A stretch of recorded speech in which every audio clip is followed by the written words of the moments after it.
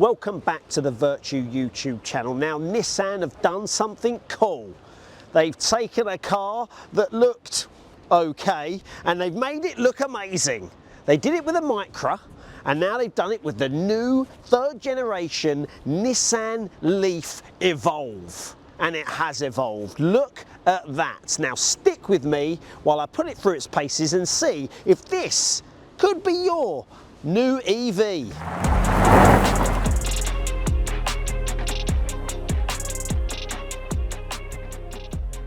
Now let's talk price, because that's very important. This could be yours for £36,249 from a Vertu dealership today, as in the day of filming, and that includes £3,750 worth of government electric car grant.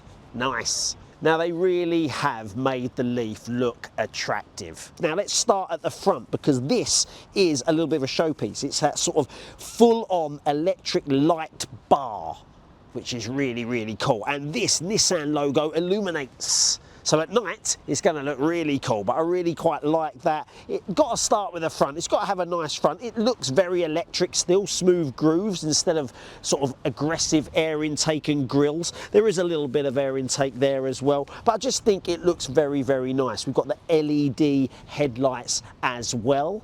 And as we go round the car, we've got some more treats. Let's talk about these. I think they look very, very nice. 19-inch alloy wheels with this Nissan Leaf, and you'll notice the two-tone colour combo. They've got lots of colours as we flick through them now and show you. This is a lovely sort of grey offset with the black. Gonna be a very popular choice, I think, and that goes very, very nice with that pan roof, and I'll talk about the pan roof when I get inside, because that is a highlight. We've got roof rails on there as well. Dare I say it, what is this? Is this a hatchback? Is it a crossover? It's one of them, but it's substantial, and I think the Leaf just looked like a little bit more of a pumped up Micra back in the day, whereas this is more of a substantial car, and you're not going to feel like you're in a little baked bean tin going down the motorway. The design of the back is quite unique. I mean, I say unique, there are a couple of similarities. If you squint, are you seeing Toyota Prius? Cameraman's nodding. There's also a Peugeot-y sort of look to it. Anyway, there's a couple out there like this. It's a bit of a sort of sport back sort of appeal. We've got the sort of shark's fin antenna as well, but we have got some cool things, because these rear lamps, or rear lights, they're kind of 3D. When they sort of come on, the brake lights sort of shine up at night, and it's going to sort of complement the front as well, because everything just looks really cool when it's lit up on this car. And those 3D lamps there, will show you them as I talk about them. And that sort of flat back, look, it's going to be a little bit of a head turner. It's going to think, people are going to think a bit, what's that? That's the new Leaf. That's what that is, because it is very different to the outgoing model. Boot space, you know I love a boot if you've watched any other videos, and that is a big old boot, 437 litres no less. And look at that, flat load space. I've got this cool sort of Leaf sort of cover there. I'm just going to put that to one side. Stay with me, because this is an adjustable floor. I've got plenty of room under there for my cables and stuff. I want to keep them out of sight, but if you want to take this out, you can, because look, they come out and you throw them in your garage and you've got that space, which is a lot of space. A couple more things about this boot. The size of it is actually bigger than some of the competition, the MG4 and the VW ID3, but it's slightly smaller than the Kia EV3, but a very good boot. And look, we got a little nice touch there, a remote tailgate as well. Let's talk charging. See, it's at the front. For a start, it's not where your usual petrol one would be, but never mind. And this actually comes with an 11 kilowatt AC charger. And you're going to get sort of nearly max charge in around about 36 minutes, which is really, really good. Actually, in comparison with a lot of the cars out there. Anything that's going over 40 minutes, probably quite slow. Anything around the sort of 30 and 35 minute mark, you got a thumbs up. On the inside of here, I am pleasantly surprised, because this has had a massive upgrade. I feel like I'm in something very, very new as well, and that is the main point of these EVs. You want to feel like you're going in to the future. But let's talk about seats, because this is where it gets a little bit better, because these are fully electric, this seat as well as the passenger seat, and full leather interior as well. Very, very comfortable when sitting here. But there's even better than that, because they're heated. But not only that, I click a little button down here and stuff starts to happen. I'm getting massaged. Yes, I am. I've got massage seats as well as heated. Loving that. And I've got a heated steering wheel as well, all operated here via this shortcut bar that I've got for my climate control. So it's not all via the 14.3-inch infotainment system that I've got here, infotainment screen. I've got a little bit of a shortcut bar, which is handy. It's not quite the buttons that I want, but it's handy. And I've also got heated seats on there as well. I've also got a driver display that matches the size. I'm going to turn off my massage seat quickly. That matches the size of the infotainment system. So that is exactly the same. So you've got a whopping driver display as well there with all the information on it. You've got your drive modes on it, which I'll talk about a little bit once I'm driving. And it's got all of the displays that you can toggle around on there as well. And the beauty of it as well is that we've got everything on the steering wheel. We've got actual buttons on the steering which can control your volume on your media, which I've also got a little toggle there, which I'm very, very pleased about. But it also manages your cruise control and whatnot. But they're actual buttons, they're not the touch sensitive ones either. I'm very pleased with the cockpit in here and everything that I have. Right, other than the screen being very, very easy to use and everything in the right place and all that sort of stuff, I've got some other cool things. I've got heads-up display. I've also got a Bose sound system. I've got wireless Apple CarPlay and Android Auto. I've also got 64 colour ambient lighting option as well, which, I mean, 64 seems a lot, but that is cool. A couple more things to mention before I get onto a little bit of a showpiece above me. I've got cup holders well situated there. I've got two USB-C charging points as well. Again, I like the position of those. I've got a wireless phone charging point here, and I've got a little cubby hole here that is not massive, but it's enough to put some bits in. And a couple of door bins. Look, storage is not a problem, and I really like the position of those USB-C charging points. Now on to the showpiece. Didn't mention that this is actually plugged into Google. We've got Google Play on here, so we've got Google Maps, Google Assistant, and the opportunity to download those apps as well on there, which I really, really like. But let's get on to the thing I love about this. This is the pan roof, but it's not just any pan roof. We've got a dimming pan roof, so we can have it like that, where it's like frosted glass, or I can just hold this, and all of a sudden, I've got an actual glass panoramic roof that I can see out of. That's cool. Not a lot of people have that, do they? I say people, not a lot of manufacturers and cars have that. There's a few out there, of course there are, and it's not exactly brand new, but I love that it's on this Leaf. Come on. Now, in terms of safety, we're very used to our new EVs keeping us nice and safe and actually doing a bit of auto driving to make sure that we're on our toes. And this has it all. It's got the Pro Pilot Assist with this. So basically your blind spot assist, your emergency braking, your speed limit assist, your sort of lane assist, absolutely everything is covered when it comes to the Nissan Leaf, which is assuring to know. And it's got one of the best reverse cameras around.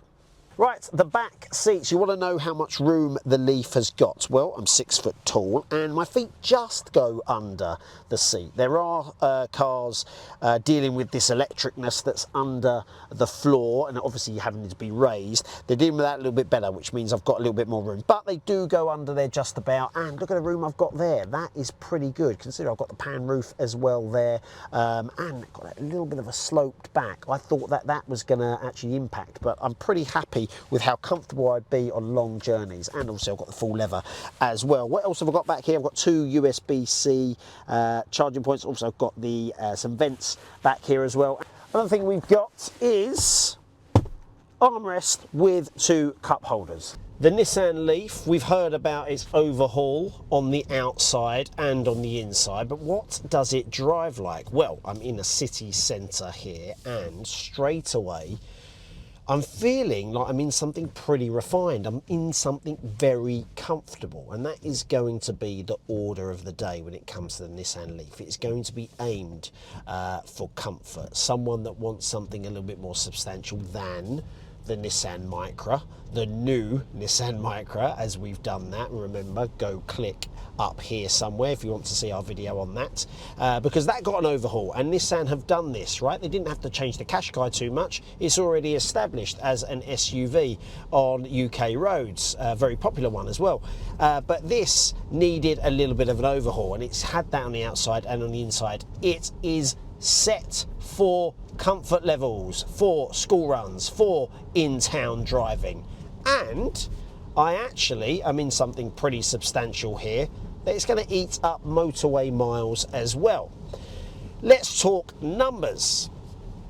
Now, 218 brake horsepower with a 0 to 60 of around about 7.6 seconds. Now, that isn't too bad at all, considering this is going to be the sort of comfortable family car. Got plenty enough poke when you put your foot down, and like I say, it has to have that because it does feel quite a substantial hatchback of a car.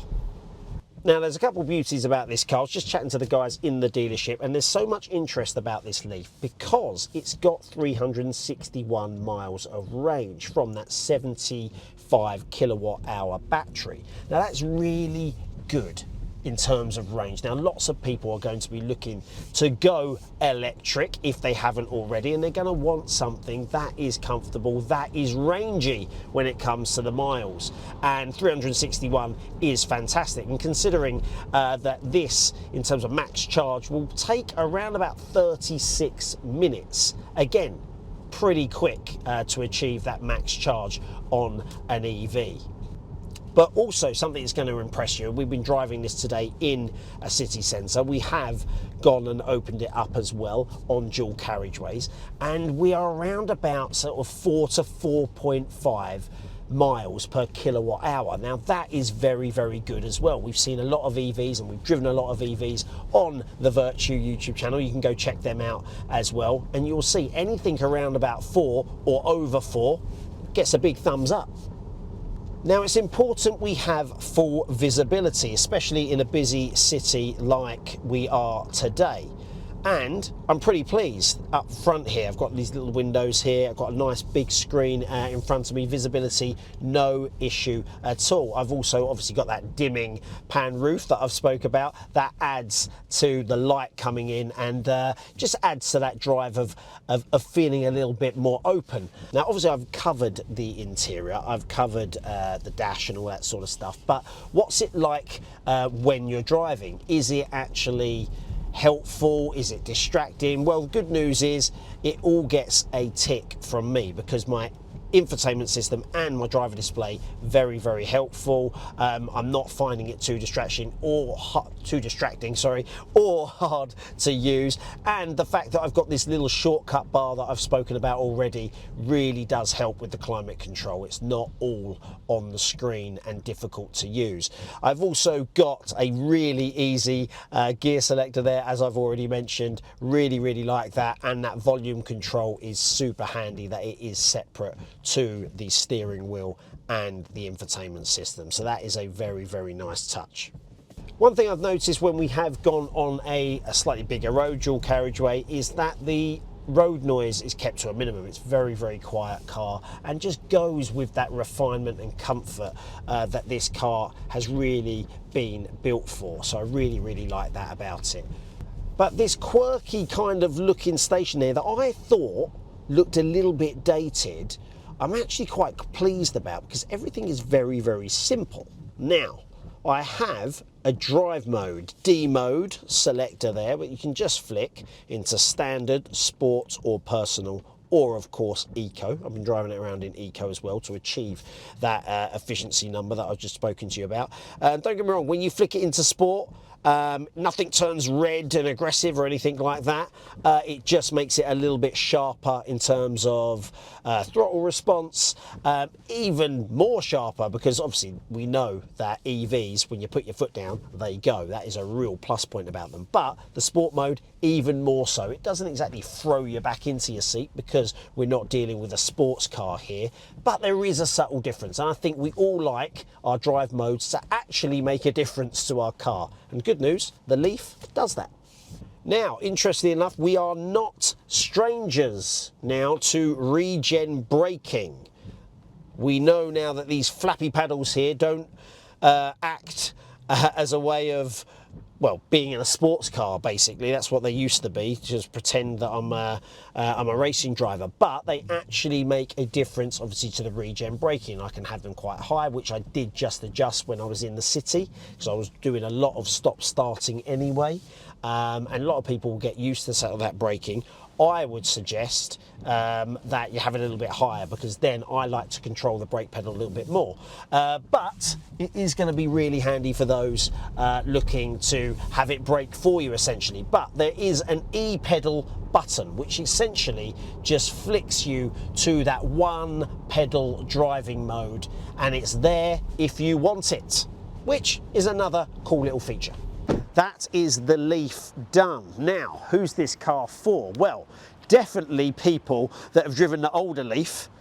Have a go at this, because this is a step up in every way, not only on the outside, but everything on the inside. You get so much for your money. And also for those people who want to go electric and want a genuine 300-mile plus EV, this is the one. It's also a family car. It's also actually quite substantial, and a little bit of a crossover, sort of large hatchback. It's got everything, and as I mentioned when driving, it is a fantastic all-round EV. But do not take my word for it. Get down to a Vertu dealership, test drive one of these, you will not regret it. We will see you very soon for another car.